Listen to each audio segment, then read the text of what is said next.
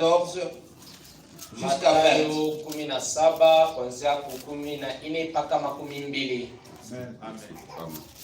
L'histoire est vraie, elle est là.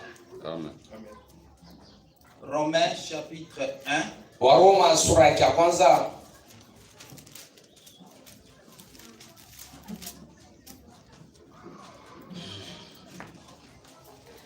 En effet, je n'ai pas honte de l'évangile de Christ. C'est la puissance de Dieu pour le salut de tout homme qui croit, du juif d'abord, mais aussi du non-juif. En effet, c'est l'évangile qui révèle la justice de Dieu par la foi et pour la foi. Comme cela est écrit, le juste vivra par la foi. Amen. Et nous allons terminer dans Hébreux chapitre 11. Tutamaliza Waibrania sura ya 11.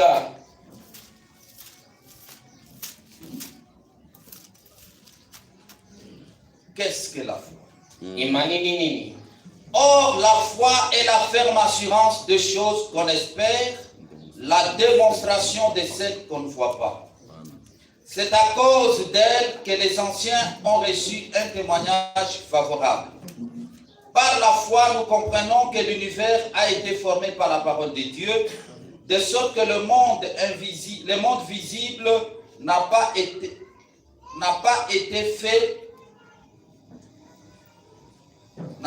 fait à partir des choses visibles. C'est par la foi qu'Abel offrit à Dieu un sacrifice plus grand que celui de Caïn. C'est grâce à elle qu'il a été déclaré juste, car Dieu a prouvé ses offrandes et c'est par elle qu'il parle encore, bien qu'étant mort. Et c'est à cause de sa foi qu'Enoch a été enlevé pour échapper à la mort. Et on l'a plus retrouvé parce que Dieu l'avait enlevé. Que Dieu bénisse sa parole.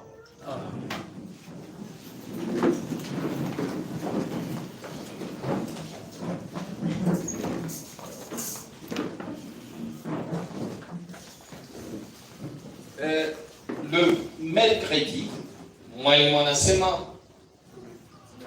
j'ai commencé à parler sur le fondement fondamental pour la foi. Évidemment, l'inspiration, je l'ai eue à partir de la dernière prédication du pasteur. Kwa kweli ongozi nilipata tokea mahubiri ya mwisho wa pastori. Quand il a parlé, qu'y a-t-il dans ta main? Wakati alisemezea mahubiri ni nini iko mkononi mwako? Et le prophète dit dans Pourquoi crier parle? Na nabii anasema mahubiri sababu gani unalalamika sema. Tout homme qui vient sur la terre, il est déjà équipé. Mtu wote ule anakuwa pa udongo ana vifaa vyote. Dieu équipe chaque personne qui a une mission sur la terre. Mungu eko napatia kila mtu wote ana kazi pa udongo vifaa vile atatumika navyo. Et comprenez que chaque personne qui vient sur la terre vient pour un but bien précis. Mwelewe ya kwamba kila mtu anakuwa pa udongo anakuwa na kifukuzio kimoja cha hakikisho. Il y a ceux qui viennent pour le royaume des cieux, le royaume messianique, le royaume de Jésus-Christ. Il y a ceux qui viennent pour le royaume de Satan. Ils peuvent naître même dans une même famille, mais chacun a sa mission. Et cela se dessinera tout au long de sa vie.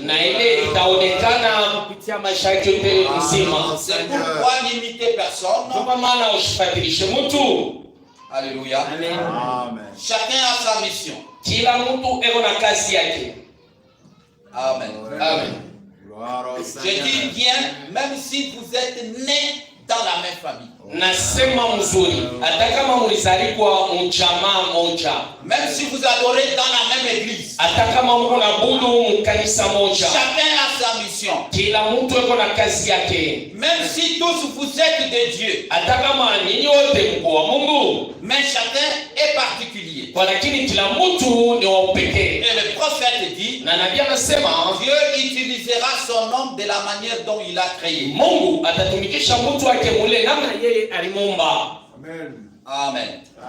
Alors, j'ai commencé à parler sur la foi. Sasa nilianza kusemezea juu ya imani. La foi, le fondement